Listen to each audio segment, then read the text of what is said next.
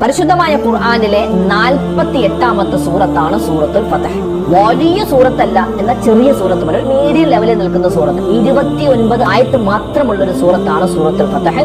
അതായത് നബി സല്ലല്ലാഹു അലൈഹി വസല്ലമ തങ്ങൾ തന്റെ 53ാമത്തെ വയസ്സിൽ ഹിജ്റ വന്ന് മദീനയിലെത്തി. ആ മദീനയിൽ വെച്ച് നബി തങ്ങൾക്ക് ഇറക്കപ്പെട്ട സൂറത്താണ് സൂറത്തുൽ ഫതഹ്. ഇനി പറയുന്ന കാര്യങ്ങൾ, ഈ സൂറത്തുൽ ഫതഹിന്റെ തഫ്സീർ ഉണ്ട്. തഫ്സീർ റാസി, തഫ്സീർ ഖുർത്തുബി, തഫ്സീർ ബൈളാവി, തഫ്സീർ റൂഹുൽ ബയാൻ. ഇതിൽ നിന്നൊക്കെ മഹത്തുക്കൾ നമുക്ക് പറഞ്ഞു തന്ന ചില കാര്യങ്ങളാണ് ഈ സൂറത്തുൽ ഫതഹുമായി ബന്ധപ്പെട്ട് ഇൻഷാ അല്ലാഹ് എന്റെ മുത്തുമുഅ്മിനീങ്ങൾക്ക് ഞാൻ ഉണർത്തി തരുന്നത്. സൂറത്തുൽ ഫതഹ് ഇൻഷാ അല്ലാഹ് ഈ മാസം വിട പറയും മുമ്പ്, ഈ മാസം നമുക്ക് കഴിഞ്ഞു കിടക്കും മുമ്പ് പറ്റുമെങ്കിൽ 11 ദിവസം തുടർച്ചയായി സൂറത്തുൽ ഫതഹ് നിങ്ങൾ ഓതാൻ തയ്യാറാണോ എങ്കിൽ 11 വമ്പൻ നേട്ടങ്ങളാണ് ഓരോ ഉമ്മമാരെയും കാത്തിരിക്കുന്നത്. ആ സൂറത്തുൽ ഫതഹിന്റെ തുടക്കം തന്നെ അല്ലാഹു തആല പറയുന്നത് എന്താ?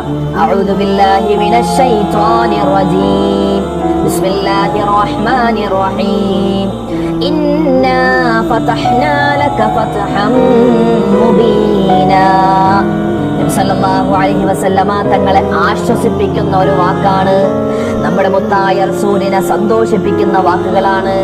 നബി തങ്ങൾക്ക് വലിയ സ്വാതന്ത്ര്യം നൽകുന്ന വാക്കാണ്. അല്ലാഹു തആല ഈ സൂറത്തിന്റെ ആദ്യം തന്നെ പറയുന്നത്, മുത്തുനബിയേ, നിങ്ങൾക്ക് നാം പ്രത്യക്ഷമായ ഒരു വിജയം നൽകിയിരിക്കുന്നു. നബിയേ, നിങ്ങൾക്ക് വ്യക്തമായ ഒരു വിജയം ഞാനിതാ താങ്കൾക്ക് നൽകിയിരിക്കുകയാണ്. അതായത് നബിതങ്ങളെ ആശ്വസിപ്പിക്കുന്ന ചില വാക്കുകൾ, നബിയെ സന്തോഷിപ്പിക്കുന്ന വാക്കുകൾ പറഞ്ഞിട്ടാണ് ഈ സൂറത്ത് തുടങ്ങുന്നത് തന്നെ. അത് ഒന്നാമത്തെ ആയത്ത്.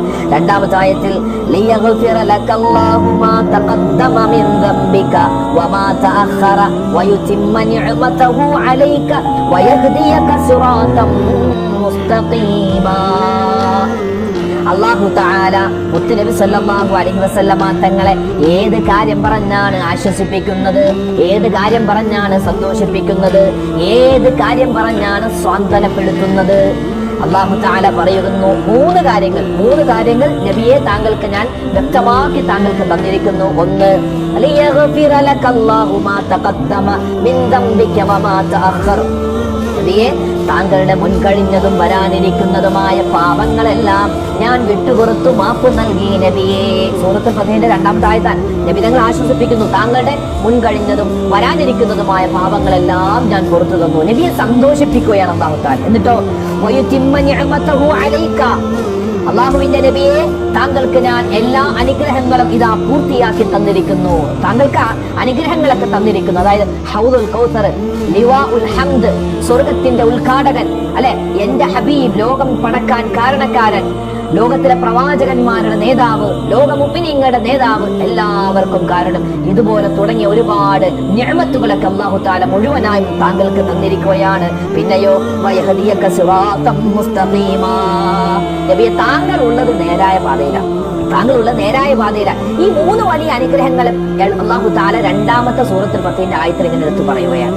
അപ്പോ എന്റെ പ്രിയപ്പെട്ട മുഅ്മിനീങ്ങളെ, ഈ സൂറത്ത് നമ്മൾ ഓതിക്കഴിഞ്ഞാൽ നമുക്ക് കിട്ടുന്ന ഒന്നാമത്തെ നേട്ടം എന്താണ്? ഒന്നാമത്തെ നേട്ടം അത് അല്ലാഹു തആല, അല്ലാഹുവിന്റെ തൃപ്തി നമുക്കുണ്ടാകുമെന്നാണ്. അല്ലാഹുവിന്റെ തൃപ്തിയും അല്ലാഹുവിന്റെ പൊരുത്തവും അല്ലാഹുവിന്റെ ഇഷ്ടവും കിട്ടും. എന്തിന്? ഈ സൂറത്ത് സ്ഥിരമായി ഓതിയാൽ.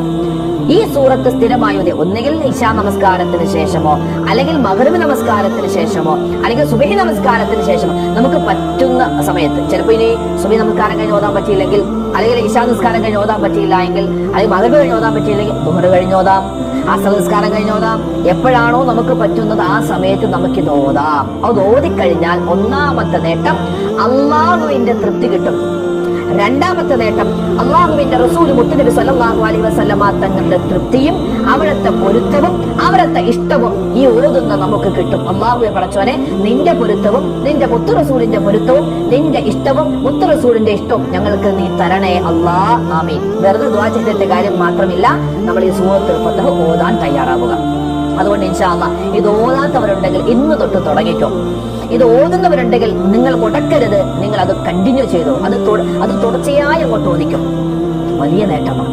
ഇനിയോ മൂന്നാമതായി ഈ സൂറത്തിന്റെ തഫ്സീറിൽ കാണാൻ പറ്റും എന്ത്?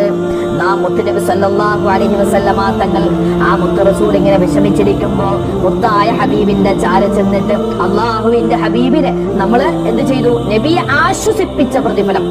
അള്ളാഹുവിന്റെ ഹബീബിനെ നമ്മൾ സന്തോഷിപ്പിച്ച നമ്മുടെ വാക്കുകൾ കൊണ്ട് മുത്തു റസൂൽ സന്തോഷിക്കുന്നു എന്ന് പറഞ്ഞാൽ എത്രമാത്രം വലിയ പ്രതിഫലം നമുക്കുണ്ട്. നബിതങ്ങള് നമ്മൾ അടുത്തിരിക്കുന്നു, നമ്മൾ നബിയുടെ അടുക്കൽ വന്നിട്ട് നബിയെ, നബിതങ്ങൾ ഇങ്ങനെ നമ്മളിങ്ങനെ സന്തോഷിപ്പിക്കുന്നു നമ്മുടെ വാക്കുകൾ കൊണ്ട്. എത്രമാത്രം പുണ്യമാണത്! ആ പുണ്യം നമുക്ക് കിട്ടുമെന്നാണ് ഈ സൂറത്ത് ഓതിയാൽ. കാരണം ഇതിന്റെ തുടക്കം തന്നെ പറയുന്നത് എന്താ? 3 വ്യക്തമായ അല്ലാഹു തആല മുത്ത് റസൂലിനെ കൊടുത്തിട്ടുള്ള വലിയ അനുഗ്രഹങ്ങൾ എടുത്ത് നബിയെ നമ്മളിങ്ങനെ സന്തോഷിപ്പിക്കുന്ന ആ ഒരു കൂലി നമുക്ക് കിട്ടുമെന്ന് മഹത്വങ്ങൾ നമുക്ക് പറഞ്ഞു തരുകയാണ്. നബിതങ്ങളെ ആശ്വസിപ്പിക്കുന്ന, നബിയെ സന്തോഷിപ്പിക്കുന്ന ഒരു കൂലി അല്ലാഹു നമുക്ക് വാഗ്ദാനം ചെയ്തിരിക്കുന്നു ഈ സൂറത്ത് ഓതിയാൽ. അതുകൊണ്ട് എന്റെ മുഅ്മിനീങ്ങളെ, മുഅ്മിനീങ്ങളെ, സൂറത്ത് വെറുതെ ആക്കല്ലേ. 4-മതായി ഞാൻ പറയട്ടെ, ഈ സൂറത്ത് പല ആളുകളും പറയുന്നത് പോലെ ഞങ്ങൾ ഇത് ഓതുന്നുണ്ട് ഉസ്താദ്, പക്ഷെ ഒരു നേട്ടവും ഇല്ലല്ലോ. ഞങ്ങളിത് ചിലപ്പോൾ കടങ്ങൾ മാറാനും ഒക്കെ ആയിട്ട് ഓതുന്നുണ്ട്, പക്ഷെ ഒന്നും കടമൊന്നും മാറുന്നില്ല. പക്ഷെ ഓതുന്ന നമ്മുടെ കുഴപ്പം. 4-മതായി ശ്രദ്ധിക്കേണ്ടത്, ഇത് ഓതുന്ന ചില കാര്യം ശ്രദ്ധിക്കണം. 1, ഖിബിലക്ക് മുന്നിട്ട് ഇരിക്കുക. ഇത് ഖുർആൻ ഓതുന്ന സമയത്ത് എങ്ങനെയായിരിക്കുന്നത്? ഖിബിലക്ക് മുന്നിട്ട്. നിർബന്ധമായ കാര്യമല്ല, പക്ഷെ അദബാണ്, മര്യാദയാണ്, സുന്നത്താണ്. ഖിബിലയിലേക്ക് തിരിഞ്ഞിരിക്കുക, നല്ല രൂപത്തിൽ വുദുവെടുക്കുക. അതായത് മൊബൈലിൽ നോക്കിയല്ല ഓതേണ്ടത്, ഖുർആനിൽ തന്നെ. ഖുർആൻ എടുക്കണമെങ്കിൽ ഏതായാലും വുദു വേണമല്ലോ. ഖുർആന് നമ്മളിങ്ങനെ കയ്യിലെടുത്തിട്ട് വളരെ ഭവ്യതയോടുകൂടി സൂറത്തുൽ ഫത്ഹ് എന്ന എന്റെ ഉമ്മച്ചിമാരെ, എന്റെ വാപ്പിച്ചിമാരെ നമ്മളൊന്ന് ഓതി നോക്കിക്കേ. സൂറത്തുൽ ഫത്ഹ് ഖിബിലക്ക് മുന്നിട്ട് നല്ല വുദുവോടുകൂടി ഖുർആന് നോക്കിയിട്ട് ഔറത്തൊക്കെ മറച്ച്, തലമറച്ച്, മുടിയൊക്കെ ഇങ്ങനെ ഇട്ടിട്ടില്ല. സ്ത്രീകൾ മുടി പുറത്തേക്ക് കാണാതെ, പുരുഷന്മാരാണെങ്കിൽ തലമറച്ച് സുന്നത്താണ്. തലമറച്ചോതുക, തലമറക്കുക. ഇന്ന് തലമറക്കല് അത് ഔട്ട് ഓഫ് ഫാഷനായി. തലമറക്കാന്ന് പറഞ്ഞാൽ അതൊരു നാണക്കേട്. തുപ്പി വെക്കാന്ന് പറഞ്ഞാൽ ഇന്ന് നാണക്കേടാണ്. അങ്ങനെയല്ല, തലമറച്ചിട്ടോതുക. മറ്റ് സംസാരങ്ങൾ സംസാരിക്കാതിരിക്കുക. അല്ലെ, ഒരാൾ വന്നാൽ തന്നെ നമ്മൾ എന്ത് ചെയ്യാ? ഇനിയിപ്പോ നമ്മൾ ഖുർആൻ ഓതിക്കൊണ്ടിരിക്കുന്നതിന്റെ ഇടയിൽ സംസാരിക്കരുത്. ഇനി എന്തെങ്കിലും ഒരു അത്യാവശ്യം വന്ന് എങ്കിലും എന്ത് ചെയ്യാം? ആ ഖുർആൻ ഇങ്ങനെ നമ്മൾ മടക്കുക, ഖുർആൻ ഇങ്ങനെ മടക്കി വെക്കുക, എന്നിട്ട് അയാളോട് സംസാരിക്കാം. വീണ്ടും നമ്മളിങ്ങനെ തുറന്നിട്ട് ബാക്കി ഓതലല്ല, മറിച്ച് അഊദും ബിസ്മിയും ഓതിയിട്ട് നമ്മൾ ഓതുക. ഇത് ഓതുമ്പോൾ എന്ത് ശ്രദ്ധിക്കണം? അഊദു ബില്ലാഹി മിനശ് ശൈത്വാനിർ റജീം പറയുക, ബിസ്മില്ലാഹിർ റഹ്മാനിർ റഹീം പറയുക. അതൊക്കെ നമ്മൾ പ്രത്യേകം ശ്രദ്ധിച്ചിട്ട് നല്ല മനസാന്നിധ്യത്തോടെ അർത്ഥം മനസ്സിലാക്കി ഓതാൻ ചിലപ്പോൾ നമുക്ക് പറ്റിക്കൊള്ളുന്നില്ല. കാരണം നമ്മളൊക്കെ മലയാളികളാണ്, നമ്മൾ ഇതിന്റെ അർത്ഥമൊന്നും കൂടുതലായി പഠിച്ചിട്ടില്ല. പക്ഷെ എന്നാലും ഇത് അള്ളാഹുവിന്റെ റസൂലിന്റെ അത് ആശ്വസിപ്പിക്കുന്ന, നബിയെ സന്തോഷിപ്പിക്കുന്ന ഒരു സൂറത്താണ്. ഇത് അള്ളാഹുവിന്റെ വലിയ സ്വർഗ്ഗത്തെ പറ്റിയും നരകത്തെ പറ്റിയും അള്ളാഹുവിന്റെ സൃഷ്ടിജാലങ്ങളെ പറ്റിയൊക്കെ പറയുന്ന ഒരു സൂറത്താണ്. ഇത് അള്ളാഹുവിനെ പറ്റി പറയുന്ന സൂറത്താണ്. ഇത് അള്ളാഹുവിന്റെ ഖുദ്റത്തിനെ പറ്റി പറയുന്ന സൂറത്താണെന്ന് മനസ്സിലാക്കി നല്ല മനസാന്നിധ്യത്തോടെ ഓതുക. എങ്കിൽ ഇൻഷാ അള്ളാഹ് ഇങ്ങനെ ഓതിയാൽ, ഈ പറയപ്പെട്ട കാര്യങ്ങളൊക്കെ അനുസരിച്ച് ഓതിയാൽ നമ്മുടെ ജീവിതത്തിൽ എന്തുണ്ടാകും? ഫത്ഹ് ഉണ്ടാകും. ഫത്ഹ് എന്ന് പറഞ്ഞാൽ വിജയം. കച്ചവടത്തിൽ വിജയമുണ്ടാകും, കുടുംബജീവിതത്തിൽ വിജയമുണ്ടാകും. അതായത് ഭാര്യ ഓതുക, ഭർത്താവ് ഓതുക, മക്കൾ ഓതുക, കുടുംബത്തിൽ ഐശ്വര്യമുണ്ടാകും. ആരോഗ്യം കിട്ടാൻ ഓതുക. ഇത് ഓതിയാൽ ആരോഗ്യത്തിൽ ഫത്ഹ് ഉണ്ടാകും, വിജയമുണ്ടാകും. ഇടപെടലുകൾ, നമ്മുടെ ദുന്യാവ്, നമ്മുടെ ആഖിറം, അല്ലെങ്കിൽ നമ്മുടെ ഖബർ. അതുപോലെ ഒരുപാട് പേര് കേസുകളിൽ പെട്ടുപോയിട്ടുണ്ട്, കള്ളക്കേസും അതല്ലാത്ത കേസുകളിൽ പെട്ടുപോയിട്ടുണ്ട്. അതിൽ നിന്നെല്ലാം ഫത്ഹാവാൻ, അതിൽ നിന്നെല്ലാം സലാമത്താവാൻ ഈ സൂറത്തുൽ ഫത്ഹ് ഓതിക്കോ. ഇനിയോ 5-മതായി ഇതിന്റെ നേട്ടം പറയുന്നത് ആവശ്യ പൂർത്തീകരണം, ഖളാഉൽ ഹാജത്ത്. ഉസ്താദേ, ഹജ്ജിന് പോവാൻ ആഗ്രഹമുണ്ട്, ഉസ്താദേ ഉംറക്ക് പോവാൻ ആഗ്രഹമുണ്ട്, പക്ഷെ പൈസയില്ല. പലരും പറയുന്നു പൈസയില്ല. എടോ, പൈസയൊക്കെ അള്ളല്ല തരുന്നത്. നമുക്ക് മനസ്സിൽ നല്ല ആഗ്രഹമുണ്ടോ, സൂറത്തുൽ ഫത്ഹ് ഓതുന്നുണ്ടോ, എങ്കിൽ ഇൻഷാ അല്ലാഹ് നമ്മൾ മരിക്കുന്നതിന് മുമ്പ് മക്കത്തെത്തും, മദീനത്തെത്തും. അല്ലാഹു തൗഫീഖ് തരട്ടെ. ഉസ്താദെ, ഹജ്ജിന് പോവാൻ ഈ വർഷം കൊടുത്തിട്ടുണ്ട്, അത് ഖൈറായി കിട്ടാൻ വേണ്ടി നിങ്ങൾ ദുആരക്കണേ. പറഞ്ഞ പലരോടും ഞാൻ പറഞ്ഞത് സൂറത്തുൽ ഫത്ഹ് ഓതി തുടങ്ങിക്കോ, ഇൻഷാ അല്ലാഹ് ഈ വർഷം ഹജ്ജിന് പോവാം. അപ്പം സൂറത്തുൽ ഫത്ഹ്, ഹജ്ജിന് പോകണം, എനിക്ക് ഉംറക്ക് പോകണം, എനിക്ക് നല്ല ജോലി കിട്ടണം, എനിക്ക് നല്ലൊരു വീടുണ്ടാവണം, എനിക്ക് നല്ല മക്കളുണ്ടാവണം, ഉള്ള മക്കൾ നന്നാവണം, അതുപോലെ തന്നെ നല്ല വരുമാനം ഉണ്ടാവണം, നല്ല വാഹനം എനിക്ക് എടുക്കണം, എന്റെ പരീക്ഷ ജയിക്കണം, എന്റെ ഇന്റർവ്യൂ പാസ്സാവണം, അതുപോലെ എനിക്ക് PSC ടെസ്റ്റ് ജയിക്കണം. ഇങ്ങനെ എന്തെല്ലാം ആവശ്യങ്ങളുണ്ടോ അതൊക്കെ നമ്മൾ മുൻനിർത്തിയിട്ട് 3 ദിവസം തുടർച്ചയായിട്ട് ഓതാം. പല മഹത്തുക്കളും പല എണ്ണം അതത് പറയുന്നുണ്ട്. 3, 5, 7, 9, 11, 13, 15, 17, 19, 21 അല്ലെങ്കിൽ 41. ഈ ദിവസങ്ങൾ ഞാനിപ്പോ പറഞ്ഞത് എണ്ണം, ഈ എണ്ണം പറഞ്ഞത് ദിവസങ്ങളുടെ എണ്ണമാണ്. ഒന്നുകിൽ 3 ദിവസം, 3 ദിവസം, അതായത് 3 ദിവസം തുടർച്ചയായിട്ട് നല്ല മനസ്സാന്നിധ്യത്തോടെ ഓതുക. എന്നിട്ട് ഒന്നും ഒരു ഫത്തഹായില്ലെങ്കിൽ 5 ദിവസം ഓതുക, അല്ലെങ്കിൽ 9 ദിവസം. ഒരു ഇടത്തരം നിൽക്കുന്നത് 11 ദിവസമാണ്. 11 ദിവസം അല്ലെങ്കിൽ 21 ദിവസം നമ്മൾ എന്ത് ചെയ്യുക? നല്ല മനസ്സാന്നിധ്യത്തോടു കൂടി നമ്മൾ എന്ത് ചെയ്യുക? ഈ സൂറത്തുൽ ഫത്ഹ് ഓതുക. നമ്മുടെ മനസ്സിൽ എന്തൊക്കെ മുറാദുണ്ട് അത് ഹാസിലായി കിട്ടാം. 3 ദിവസം ഓതിയിട്ട് നമുക്ക് കിട്ടിയില്ലെങ്കിൽ എന്താ അർത്ഥം? നമുക്ക് അടുത്തടുത്ത് വരുന്നുണ്ട്, ഇനിയും ഓതിക്കോ. അങ്ങനെയാണെങ്കിൽ 5 ദിവസം ഓതുക. 5 ദിവസം ഓതിയിട്ട് നമുക്കൊന്നും ആയിട്ടില്ലെങ്കിൽ 7 ദിവസം ഓതുക. 7 ദിവസം ആയിട്ടില്ലെങ്കിൽ നമ്മൾ 9 ദിവസം, 9 ദിവസം ആയിട്ടില്ലെങ്കിൽ 11. ഇൻഷാല്ലാ കൂടിയത് 21 ദിവസം നിങ്ങൾ തുടർച്ചയായിട്ട് ഓതിക്കോ. നമ്മുടെ മനസ്സിൽ ആ ഒരു മുറാദ് മനസ്സിൽ വെച്ചിട്ട് ഇൻഷാല്ലാ ഇത് നിർവഹിച്ച് കിട്ടണം, ഇത് ഹൈറായി കിട്ടണമെന്ന് മനസ്സിൽ കരുതിയിട്ട് ഈ സൂറത്ത് ഓതിക്കോ, ദുആ ചെയ്തോ കിട്ടിക്കോ. 6ാമതായി പൈശാചികമായ ഉപദ്രവം, അല്ലെ, സിഹർ, കണ്ണേറ്, കരിനാക്ക്, കൈവശം, കള്ളക്കേസ്, മനുഷ്യന്റെ ഉപദ്രവം, പിശാചിന്റെ ഉപദ്രവം, ജിന്നിന്റെ ഉപദ്രവം, ഇതൊക്കെ ഉണ്ട്. അതെ, എന്ത് ചെയ്യും? സൂറത്തുൽ ഫത്ഹ് ഓതുന്ന സമയത്ത് തുടക്കം അഊദു ബില്ലാഹി മിനശ് ശൈത്വാനിർ റജീം എന്ന് പറയാൻ വിട്ടുപോകരുതേ. അഊദു ഓതണേ.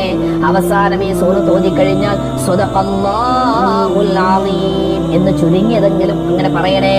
കാരണം ഈ പറഞ്ഞ സൂറത്ത് മുഴുവനും ഇത് അല്ലാഹു വാസ്തവമാക്കിയതാണ്, അള്ളാഹുവിന്റെ സത്യമായ കലാമാണ്. സ്വദഖല്ലാഹുൽ അലീം നമ്മൾ പറയാറുണ്ട്, അത് പറയാൻ ഒന്നുകൂടി ഓർമ്മപ്പെടുത്തുന്നതാണ്, അത് പറയണം. പിന്നെ തുടക്കത്തിൽ അഊദു ബില്ലാഹി മിനശ് ശൈത്വാനിർ റജീം പറയണം. അഊദു ബില്ലാഹി മിനശ് ശൈത്വാനിർ റജീം എന്ന് പറയാതെ ഖുർആൻ ഓതരുത്. നിർബന്ധമായ കാര്യമല്ലെങ്കിലും അത് വളരെ ശക്തിമത്തായ സുന്നത്താണ്. 7ാമത്തേത്, ഈ സൂറത്തുൽ ഫത്ഹിന്റെ അവസാനത്തെ ആയത്ത് 29 ആയത്താണ് ഈ സൂറത്തുൽ ഫത്ഹിനുള്ളത്.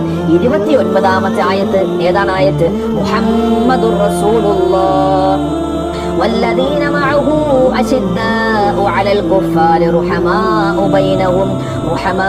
بينهم تراهم ركعا سجدا يبتغون فضلا من الله എന്ന് തുടങ്ങുന്ന ആ ഒരു സൂറത്തുൽ ഫത്ഹിന്റെ 29ാമത്തേതും അവസാനത്തേതുമായ ആ ആയത്ത് ഒരു മനുഷ്യൻ എല്ലാ ദിവസവും ഓതിക്കഴിഞ്ഞാൽ, സൂറത്തുൽ ഫത്ഹ് ഓതുന്നുണ്ട്, അതല്ലാതെ സെപ്പറേറ്റ് ആയിട്ട് ഈ മുഹമ്മദ് റസൂലുള്ളാഹി എന്ന് തുടങ്ങുന്ന ആ ആയത്ത് ഒറ്റ ആയത്താണ്. അതിൽ പറയുന്നത് നബി സല്ലല്ലാഹു അലൈഹി വസല്ലമ തങ്ങളുടെ മദ്ഹ്, നബി തങ്ങളുടെ കൂടെയുള്ള 1,00,000-ലധികം വരുന്ന സ്വഹാബിമാർ, ആ സ്വഹാബിമാരുടെയൊക്കെ ഗുണങ്ങൾ, അവര് ഈ ദീനിന് വേണ്ടി ചെയ്ത കാര്യങ്ങൾ, നബിതങ്ങൾക്ക് വേണ്ടി ചെയ്ത കാര്യങ്ങൾ, അള്ളാഹ്ക്ക് വേണ്ടി ചെയ്ത കാര്യങ്ങൾ, ഈ പരിശുദ്ധമായ ഈ ഒരു മതത്തിന് വേണ്ടി, ഇസ്ലാമിന് വേണ്ടി അവർ ചെയ്ത ത്യാഗങ്ങൾ, അതൊക്കെ അനുസ്മരിക്കുന്ന വല്ലാത്തൊരു മൗലൂദ് തന്നെയാണ്, ഒരു മൗലിദ് തന്നെയാണ് ആ ഒരു ആയത്ത് എന്ന് പറയാം. നബിതങ്ങളെ പുകഴ്ത്തി പറയുന്നുണ്ട്, സ്വഹാബിമാരെ പുകഴ്ത്തി പറയുന്നുണ്ട്. അവരെന്താണ്? ഈ ദീനിന്റെ കരുത്തരായ ആളുകളാണ്. അതൊക്കെയാണ് ആ ആയത്തിൽ പറയുന്നത്. അപ്പോ നബി സല്ലല്ലാഹു അലൈഹി വസല്ലമ തങ്ങളുടെ മദ്ഹാണ്, സ്വഹാബിമാരുടെ മദ്ഹാണ് അല്ലാഹു തആല ആ ഒരു ഒറ്റ ആയത്തിൽ പറയുന്നത്. നബി സല്ലല്ലാഹു അലൈഹി വസല്ലമ തങ്ങളെ സ്വപ്നം കാണാനും മുത്തറസൂലിന്റെ കൂടെ സ്വർഗത്തിൽ ഒരുമിക്കാനും ഈ ആയത്ത് ഓദിക്കോ. ഈ ആയത്ത് ഇങ്ങനെ നിത്യമായി ഓദിക്കോ. ഒരുപാട് നേട്ടം ആ ആയത്തിന് മാത്രം മഹത്തുക്കൾ പറയുന്നുണ്ട്. 8ാമത്തേത്, ഒരുപാട് പേര് വിഷമത്തിലാണ്. ഉസ്താദേ, രോഗമാണ്, അല്ലെ, ക്യാൻസറാണ്, ബ്രെയിൻ ട്യൂമറാണ്, ആ രോഗമാണ്, ഈ രോഗമാണ്, കടങ്ങൾ മാറാൻ ജപ്തി വന്നിട്ടുണ്ട് ഉസ്താദെ, എന്ത് ചെയ്യുമെന്നറിയില്ല, എങ്ങോട്ട് പോകണമെന്നറിയില്ല, ലോൺ അടക്കാൻ ഒരു നിവൃത്തിയുമില്ല ഉസ്താദ്, എന്ത് ചെയ്യും? അങ്ങനെ പറഞ്ഞവരുണ്ട്. അങ്ങനെയുള്ള ആളുകൾ, അതുപോലെ തന്നെ എന്താണ്, ശമ്പളം മുടങ്ങിക്കിടക്കുകയാണ്, വീടും സ്ഥലവും ഒന്ന് വിറ്റുപോകാനുണ്ട്, അതുപോലെ മക്കളുടെ സ്വഭാവം നന്നാവണം, ലഹരിക്കടിമയാണ്, പ്രശ്നങ്ങളൊക്കെ ഒരുപാടുണ്ട്, അതൊക്കെ ഒന്ന് മാറണം, കടങ്ങൾ മാറണം. ചില ആളുകൾ വീട് പണിയുക എന്നുള്ളത് ചിന്തിക്കാൻ പോലും ആവാത്ത ആളുകളുണ്ട്. കാരണം ഇപ്പോൾ വാടകക്കാണ് താമസിക്കുന്നത്, ആ വാടക തന്നെ കൊടുക്കാനില്ല, പിന്നെയല്ല സ്വന്തമായിട്ടൊരു വീട്, അങ്ങനെ പോലും ചിന്തിക്കുന്നവരുണ്ട്. പക്ഷേ ഈ സൂറത്തുൽ ഫത്ഹ് എന്തെല്ലാം മനസ്സിൽ നമ്മുടെ പ്രശ്നങ്ങളുണ്ട്, പ്രയാസങ്ങളുണ്ട്, അതൊക്കെ മാറി നമുക്ക് ഖൈറുണ്ടാവണമെന്ന് മനസ്സിൽ കരുതിയിട്ട് എന്റെ ഉമ്മമാരെ 21 ദിവസം നിങ്ങൾ സൂറത്തുൽ ഫത്ഹ് ഓദിക്കോ. ഓതിയിട്ട് നിങ്ങൾ ദുആ ചെയ്തോ. ഈ പറഞ്ഞ രൂപത്തിൽ നമ്മൾ നല്ല അദബുകൾ പാലിച്ച് ഓതിയിട്ട് ദുആ ചെയ്തോ. അല്ലാഹു നിങ്ങൾക്ക് ഖൈർ എന്താണോ അത് അടുപ്പിച്ചു തരുന്നതാണ്. 9ാമത്തേത്, ആദരവായ റസൂലുള്ളാഹി സ്വല്ലല്ലാഹു അലൈഹി വസല്ലമ തങ്ങൾ പറയുന്ന ഒരു ഹദീസ്, മഹാനായ ഇമാം ബുഖാരി തങ്ങൾ ഉദ്ധരിക്കുന്ന ഹദീസാണ്. എന്ത്? നബി തങ്ങൾ സ്വല്ലല്ലാഹു അലൈഹി വസല്ലം പറയുന്നു, ഈ രാത്രി, നബി തങ്ങൾ സുബഹിയുടെ സമയത്താണ് പറയുന്നത്, ഈ രാത്രി എനിക്ക് ഒരു സൂറത്ത് അവതരിച്ചു സ്വഹാബത്തെ. ഈ ദുന്യാവും അതിലുള്ള സർവ്വ വസ്തുക്കളും എനിക്ക് കിട്ടുന്നതിനേക്കാൾ എനിക്ക് വലിയ ഇഷ്ടം ഈ സൂറത്ത് ഇങ്ങനെ ഓതലാണ്. അതേത് സൂറത്താണെന്നറിയോ? അത് സൂറത്തുൽ ഫത്ഹാൻ.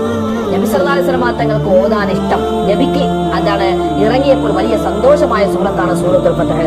ഖവാസുൽ ഖുർആൻ എന്ന കിതാബിൽ ഈ ഒരു സൂറത്ത് ഓതിയാൽ കിട്ടുന്ന നേട്ടം പറയുന്നു.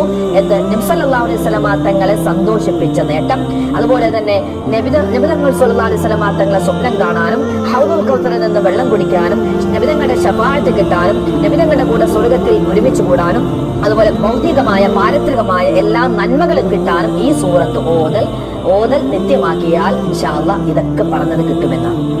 10ാമത്തെ നേട്ടം പറയുന്നു. ഖവാസുൽ ഖുർആൻ എന്ന കിതാബിൽ കാണാം, ദുർബലനായ ആളുകൾ ഓതിയാൽ അവൻ ശക്തിയുള്ളവനായി മാറും, കവിയാകും. നിന്ദ്യനായ ആൾ ഓതിയാൽ അവൻ ശ്രേഷ്ഠനാകും. രോഗിയായ ആൾ ഓതിയാൽ അവൻ ആരോഗ്യവാനാകും. പരാജയപ്പെട്ടവൻ ഓതിയാൽ വിജയിയാകും. പ്രതിസന്ധിയിലായ പ്രയാസത്തിൽപ്പെട്ടവൻ ഓതിയാൽ അവന്റെ പ്രയാസങ്ങൾ മാറും. കടക്കാരൻ ഓതിയാൽ അവന്റെ കടങ്ങൾ മാറും. ജയിലിൽ ആയവൻ ഓതിയാൽ അവനിക്ക് മോചനം കിട്ടും. ദാരിദ്ര്യമുള്ളവൻ ഓതിയാൽ അവൻ സമ്പന്നനാകും. അതായത് എന്ത് പ്രശ്നത്തിന് വേണ്ടിയാണ് നമ്മൾ ഓതുന്നത്, അതിന്റെ ഓപ്പോസിറ്റ് നന്മ എന്താണോ അത് നമുക്ക് കിട്ടുമെന്നാണ്. 11ാമത്തെ നേട്ടം വീണ്ടും ഖവാസുൽ ഖുർആൻ എന്ന കിതാബിൽ കാണാം. ഈ സൂറത്ത് ഓതുകയും സൂറത്തുൽ ഫത്ഹ് ഓതി നല്ല അതോടെ ഈ സൂറത്തുൽ ഫത്ഹ് ഓതി അത് കഴിഞ്ഞിട്ട് യാ ഫത്താഹു യാ അല്ലാഹ് എന്ന ഇസ്മു പറഞ്ഞിട്ട് അവൻ ദുആ ചെയ്താൽ അവന്റെ ദുആ അല്ലാഹു സ്വീകരിക്കും. ഇത് ഒരു 11 നേട്ടമേ ഞാൻ പറഞ്ഞിട്ടുള്ളൂ. പക്ഷെ ഇനിയും ഒരുപാട് നേട്ടങ്ങളുണ്ട്, മറ്റൊരവസരത്തിൽ പറയാം. അല്ലാഹു തആല ഈ സൂറത്ത് നിത്യമായി ഓതുന്ന കൃത്യമായി ഓതുന്നവരുടെ കൂട്ടത്തിൽ പാവപ്പെട്ട നമ്മളെല്ലാവരെയും അല്ലാഹു ഉൾപ്പെടുത്തുമാറാവട്ടെ. ഇത് സ്ഥിരമായി ഓതുന്ന ഉമ്മമാരുണ്ട്, അവർക്ക് അല്ലാഹു എല്ലാവിധ നേട്ടങ്ങളും ഈ പറയപ്പെട്ടതും അല്ലാത്തതുമായ മുഴുവൻ നേട്ടങ്ങളും അല്ലാഹു കൊടുക്കട്ടെ. ഓതാത്തവർക്ക് ഇത് ഓതാനുള്ള തൗഫീഖ് അല്ലാഹു കൊടുക്കട്ടെ. ഇത് ഓതുമ്പോൾ എന്തൊക്കെ ശ്രേഷ്ഠതയുണ്ടോ അത് മുഴുവനും അല്ലാഹു നമുക്ക് നൽകട്ടെ. ആമീൻ യാ റബ്ബൽ ആലമീൻ. അസ്സലാമു അലൈക്കും വറഹ്മത്തുള്ളാഹി വബറകാതുഹു.